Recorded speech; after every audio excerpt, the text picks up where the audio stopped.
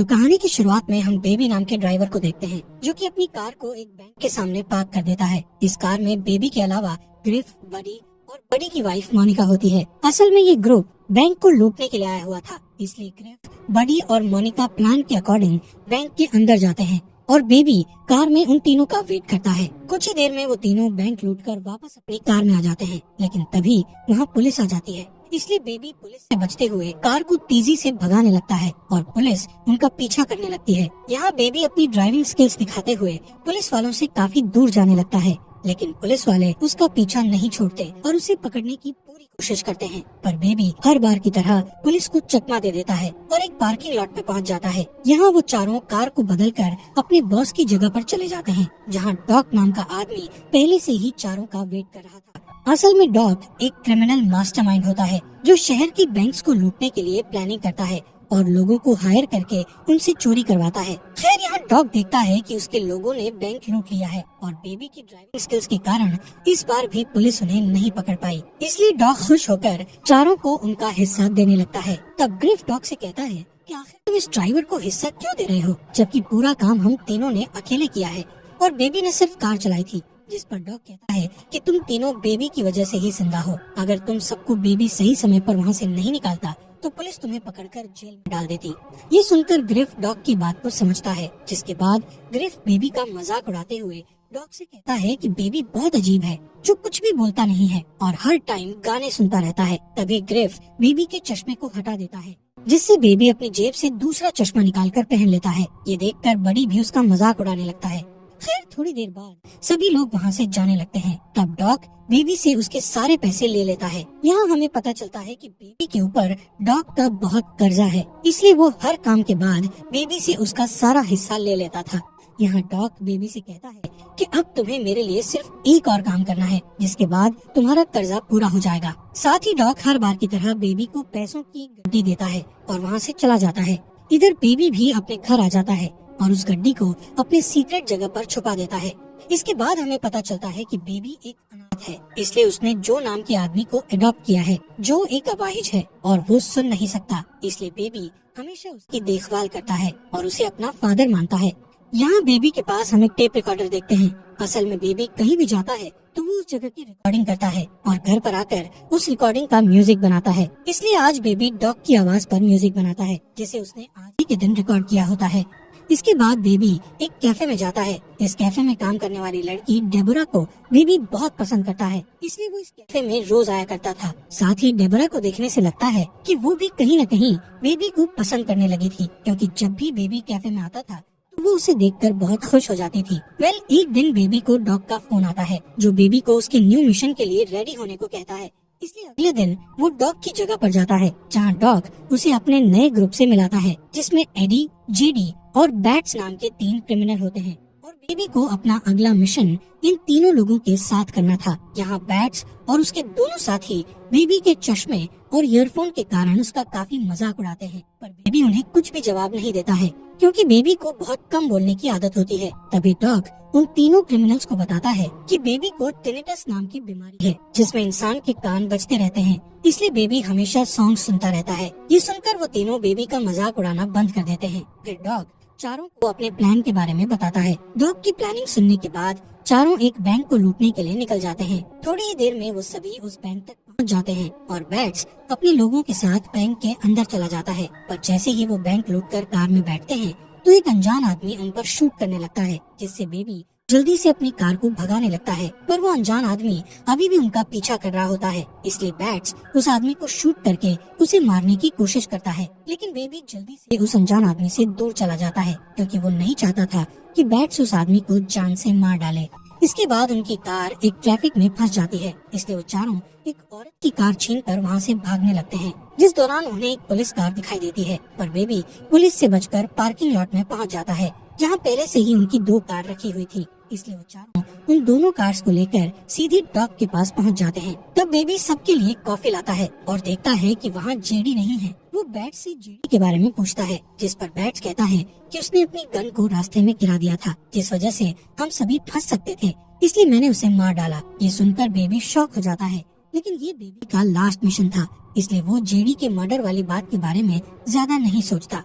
अब बैट्स और एडी अपना अपना हिस्सा लेकर चले जाते हैं। इधर डॉग हर बार की तरह बेबी से उसका हिस्सा ले लेता है और उसे सिर्फ एक गड्डी देता है। साथ ही वो बेबी से कहता है कि तुमने तुम्हारा पूरा कर्जा चुका दिया है, इसलिए अब तुम आजाद हो। पर तभी डॉग बेबी को आखिरी काम करने का कहता है, जिसमें उसे जेडी की लाश और उस कार को ठिकाने लगाना था। इसलिए बेबी जेडी की लाश और उस कार को ठिकाने लगाने चला जाता है, जिस दौरान उसे अपने बचपन की याद आती है और हमें फ्लैशबैक द्वारा बताया जाता है कि बचपन में बेबी अपने पेरेंट्स के साथ कहीं जा रहा था। तब उसके पेरेंट्स के बीच किसी बात पर झगड़ा हो गया था, जिस वजह से बेबी के फादर का ड्राइविंग से ध्यान हट गया और उनकी कार का बुरी तरह से एक्सीडेंट हो गया, जिसमें बेबी के पेरेंट्स की डेथ हो गई और बेबी अनाथ हो गया। इसके अलावा उस एक्सीडेंट में बेबी को टिनिटस नाम की बीमारी भी हो गई थी, जिस वजह से उसे हमेशा अपने कानों में कुछ आवाजें सुनाई देने लगी। तब से ही बेबी इन आवाजों से बचने के लिए ईयरफोन्स लगाकर रखने लगा। खैर सीन वापस प्रेजेंट दिखाया जाता है,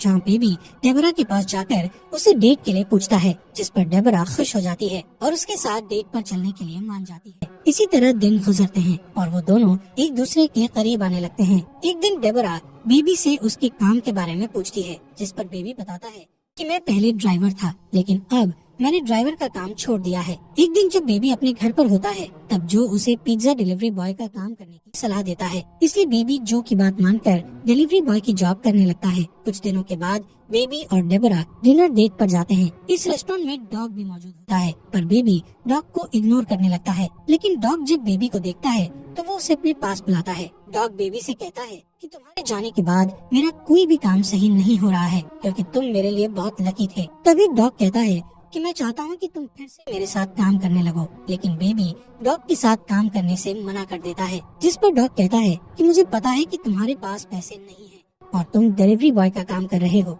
अगर तुमने मेरे साथ काम किया तो तुम कुछ ही दिनों में बहुत सारे पैसे कमा लोगे। साथ ही वो कहता है कि जब भी तुम मेरा काम छोड़ना चाहो तो तुम छोड़ सकते हो, लेकिन अभी के लिए तुम्हें मेरे साथ काम करना होगा। पर बेबी डॉग से साफ मना कर देता है कि अब मैं इस तरह का कोई भी काम नहीं करना चाहता, जिससे डॉग को गुस्सा आ जाता है और वो बेबी को धमकी देते हुए कहता है कि अगर तुमने मेरे लिए काम नहीं किया तो मैं डेबोरा को मरवा दूंगा। ये सुनकर बेबी डर जाता है और काम करने के लिए मान जाता है। अगले दिन डॉग बेबी को एक पोस्ट ऑफिस बैंक ले जाता है और उसे अपने भतीजे के साथ पोस्ट ऑफिस में जाने के लिए कहता है। असल में डॉग चाहता था कि बेबी उस पोस्ट ऑफिस में जाकर वहाँ की हर एक चीज को ध्यान से देखे और पता लगा सके कि ऑफिस में कितने गार्ड्स हैं और किस जगह पर कैमरा लगे हुए हैं। साथ ही कोई बेबी पर शक न करे, इसलिए वो अपने भतीजे को बेबी के साथ अंदर भेजता है। अब बेबी पोस्ट ऑफिस में जाकर सारी चीजों को ध्यान से देखने लगता है, जिस दौरान डॉग का भतीजा वहाँ की एम्प्लॉय से बात करने लगता है, जिससे वो एम्प्लॉय उसे एक टॉफी देती है। तभी बेबी भी उसके पास आ जाता है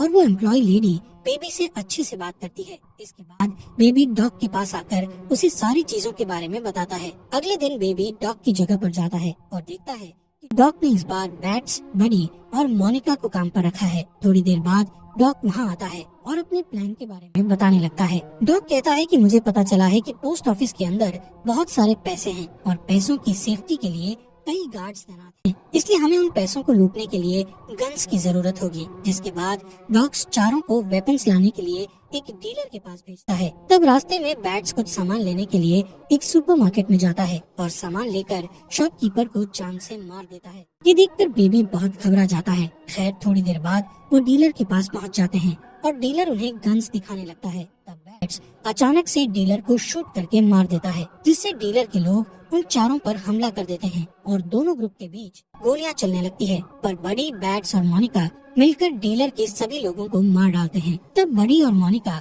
बैट्स पर गुस्सा होकर उससे पूछते हैं कि आखिर तुमने डीलर को शूट क्यों किया। जिस पर बैट्स कहता है कि डीलर के साथ एक पुलिस वाला था और अगर हम उन्हें नहीं मारते तो वो हमें अरेस्ट कर लेते। जिसके बाद चारों डॉग की जगह पर जाने लगते हैं, जिस दौरान बैट्स डेबरा के कैफे के पास कार रोकने के लिए कहता है, लेकिन बेबी को डर था कि कहीं बैट्स डेबरा को मार न दे, इसलिए वो अपनी कार नहीं रोकता। पर बैट्स जबरदस्ती कार को कैफे के पास रोकने का कहता है और फिर चारों कैफे के अंदर चले जाते हैं। यहाँ डेबरा सबका ऑर्डर लेती है और बेबी को देखने लगती है, लेकिन बेबी एक बार भी डेबरा को नहीं देखता है, क्योंकि वो नहीं चाहता था कि किसी को भी उसके और डेबरा के रिलेशन के बारे में पता लगे। साथ ही डेबरा भी समझ जाती है कि बेबी अभी अपने काम पर है, इसलिए वो ऑर्डर लेकर वहाँ से चली जाती है। इसके बाद जब डेबरा उनसे बिल मांगती है तब बैट्स डेबरा को मारने के लिए अपनी गन निकालने लगता है। ये देखकर बेबी बैट्स के हाथ को पकड़ लेता है और डेबरा को बिल पे कर देता है। चारों के जाने के बाद डेबरा देखती है कि बेबी ने उसके लिए एक मैसेज छोड़ा है जिसमें उसने लिखा था कि वो रात के 2 बजे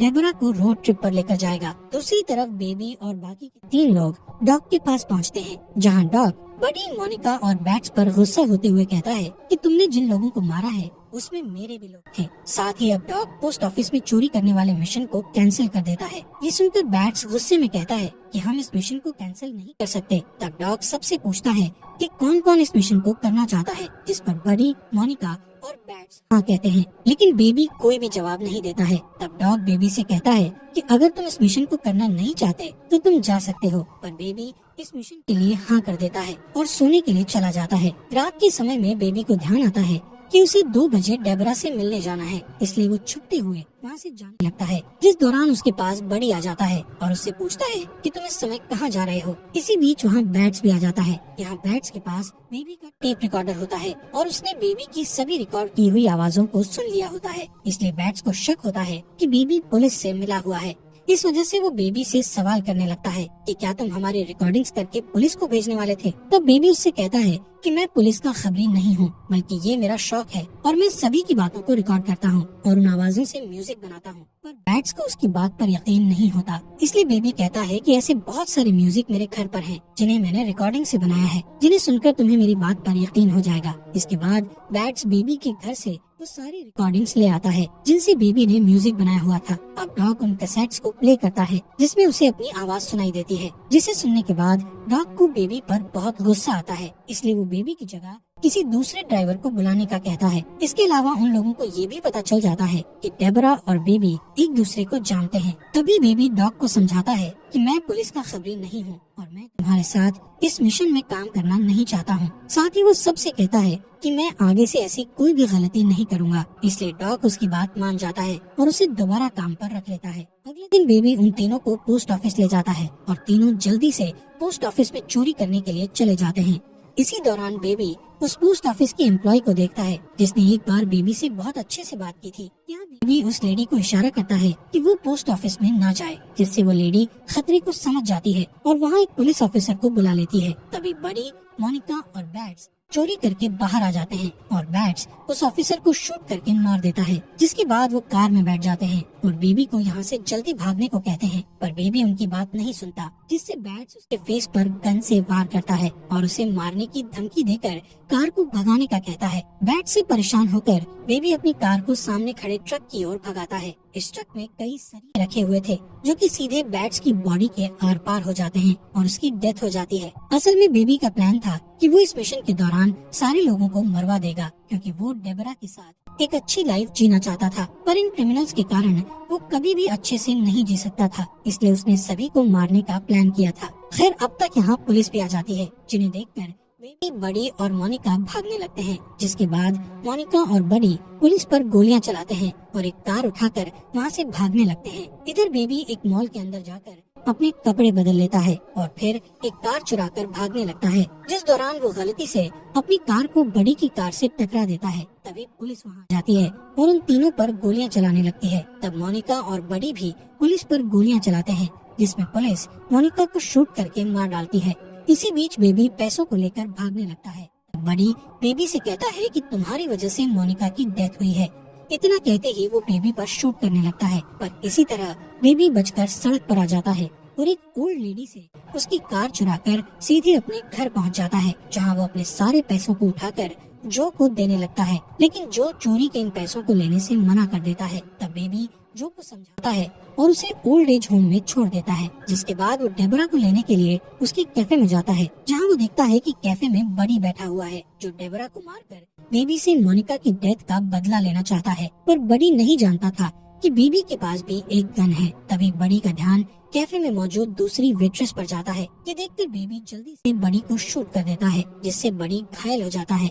इसके बाद बेबी और डेबरा दो लड़कों को गन दिखाकर उनकी कार को चोरी कर लेते हैं और डॉग की जगह पर चले जाते हैं, जहाँ बेबी डॉग से अपने सारे कैसेट्स मांगता है क्योंकि उन कैसेट्स में बेबी के अच्छे पलों की यादें थी। डॉग पहले तो कैसेट्स देने से मना कर देता है, पर तभी डेबरा वहाँ आती है, जिसे देखकर डॉग समझ जाता है कि बेबी अपनी जिंदगी की नई शुरुआत करने वाला है, इसलिए वो बेबी को सारे कैसेट्स दे देता है। जिसके बाद वो तीनों लिफ्ट से नीचे जाने लगते हैं। तब डॉग बेबी को पैसों से भरा बैग देता है और कहता है कि तुम्हें इस देश को छोड़ना होगा क्योंकि पुलिस तुम्हारे पीछे है और तुम अपनी नई शुरुआत नहीं कर पाओगे।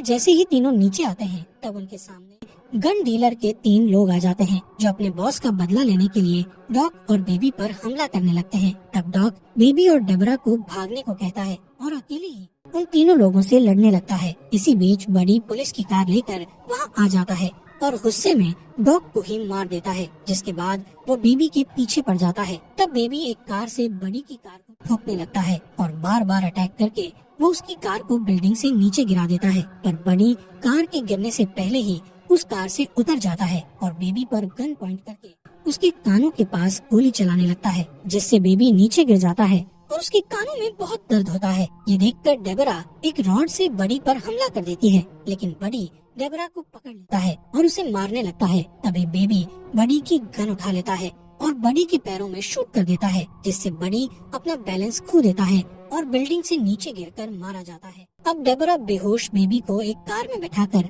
वहाँ से निकल जाती है और इसी तरह सुबह हो जाती है। थोड़ी दूर जाने के बाद डेबरा अपने सामने कई ऑफिसर्स को देखती है, जो कि बेबी को पकड़ने के लिए खड़े हुए थे। पुलिस को देखकर डेबरा अपनी कार को वापस मोड़ने लगती है। इसी दौरान बेबी को होश आता है और वो डेबरा को कार रोकने के लिए कहता है, जिसके बाद पुलिस के सामने अपने आप को सरेंडर कर देता है। यहाँ से सीन शिफ्ट होकर कोर्ट रूम का दिखाया जाता है, जहाँ जो डेबरा पोस्ट ऑफिस की एम्प्लॉय और एक ओल्ड लेडी बेबी के खिलाफ गवाही देते हुए कहते हैं कि बेबी ने जो भी किया वो सब मजबूरी में किया था। इन लोगों की गवाही के कारण जज बेबी को सिर्फ 5 साल की सजा सुनाते हैं। अब हमें 5 साल बाद का सीन दिखाया जाता है, जहां हम बेबी को जेल से बाहर आते हुए देखते हैं और डेबरा उसे लेने आई होती है। इसी के साथ इस मूवी का यहीं पर एंड हो जाता है।